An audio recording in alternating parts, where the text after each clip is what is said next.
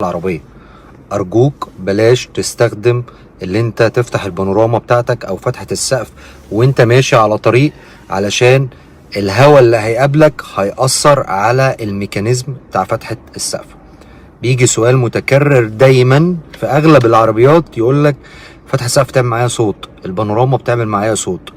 ارجوكم بلاش تستخدموا، واحد بيسافر على طريق الغردقة ماشي على سرعة 180 فتح السقف او فتح البانوراما، الهواء اللي هيقابل البانوراما هيأثر على الميكانيزم بتاع فتحة السقف او هيأثر على الميكانيزم بتاع البانوراما.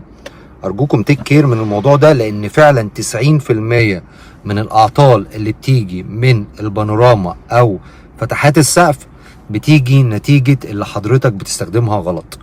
والناس اللي بتفتح فتحة السقف اللي هي السبعة اللي بتفتح من فوق علشان لو انت بتدخن سجاير الدخان يطلع من فوق، برضو ارجوك بلاش وانت ماشي على الطريق. ارجوك بلاش وانت ماشي على الطريق.